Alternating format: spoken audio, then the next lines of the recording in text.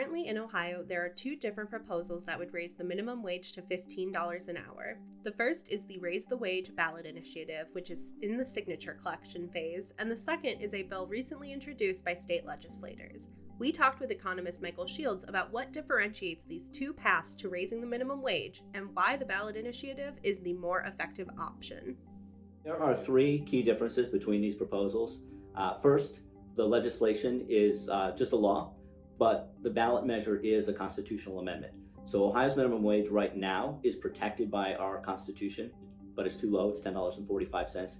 Both of these measures would raise Ohio's minimum wage to $15 an hour. The timelines are not the same, the scope of workers who are covered is not the same, and the level of protection for that law is not the same between the two measures. So the ballot measure would have the protection of Ohio's Constitution. That differs from the legislation because it means that Ohio legislators could not go back later and decrease the minimum wage or decide that they're not going to let it fully phase in. There's precedent for this.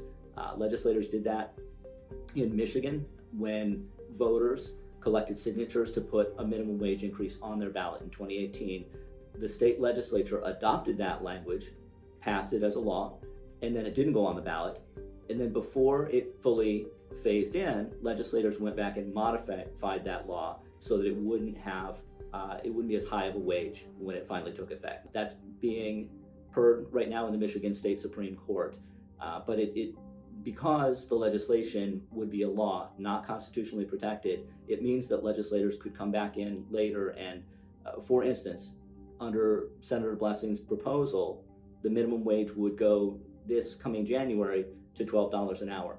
The state legislature could then step in and say, actually, we're not going to go to 13 to 14. We're just going to keep it right here and never fully phase it into the $15 an hour that it's supposed to be, at least nominally right now in the proposal. That differs from the constitutional amendment because with the protection of Ohio's Constitution, legislators can raise the minimum wage, but they can't decrease it below what the Constitution protects.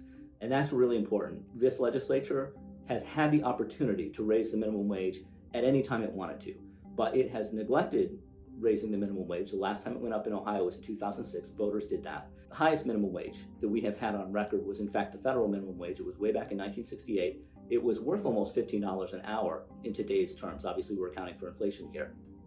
And because Congress didn't index that wage to anything, it meant that inflation was able to come in and cut its value down over time. The federal minimum wage of $7.25 has effectively been cut in half. And Ohio's minimum wage today, $10.45, is worth about 28% less than Ohio voters had under the federal minimum wage nearly 2 generations ago. There's a different phase-in period between the two bills.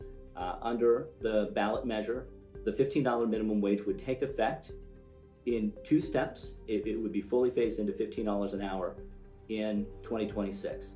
Then we go back to the index so that the minimum wage will readjust with inflation again every year. Pretty straightforward. Under the legislation, it's a 4-step phase-in. So first it would go to 12 this coming year, then 13, 14, 15. So it would take 4 years to fully reach low-wage workers.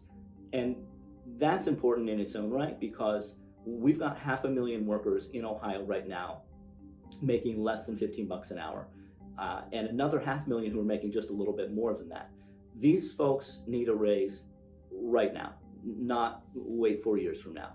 But also, by waiting to phase in the minimum wage, it means it will be worth less when it becomes fully effective. Under target inflation rates, we haven't gotten there yet, but if the Fed were to reach its target inflation rate, the legislation will be worth about 60 cents less than the ballot measure by the time it takes effect. If our current level of inflation persists, it's going to be worth about $1 less per hour. We base a full-time year on about 2,080 hours of work, which means that the difference between these proposals is conservatively more than $1,200 in a year and upwards of $2,000 a year based on full-time work. Finally, the legislation carves out a lot of people who would be covered under the ballot initiative, and they happen to be folks who are among the lowest paid in the state of Ohio. So these include working people who have a disability, youth workers, and people who receive tips as a portion of their pay. Under Ohio law, right now, employers are allowed to claim a so-called tip credit. And what it means is that although the minimum wage is $10.45 today, the wage that employers pay workers who receive tips can be as little as $5.25 an hour. They can take a portion of those workers' tips and use them to push down the wage that they're paying to their workforce to as little as half the minimum wage. This is really important. It's one of the reasons that waiters and waitresses are among the lowest paid workers in the state of Ohio. They made $13.92 an hour in 2023. This so-called tip credit is also one of the reasons that waiters and waitresses are among the people who are most likely to experience wage theft in Ohio. We know that wage theft is pervasive and it's costly.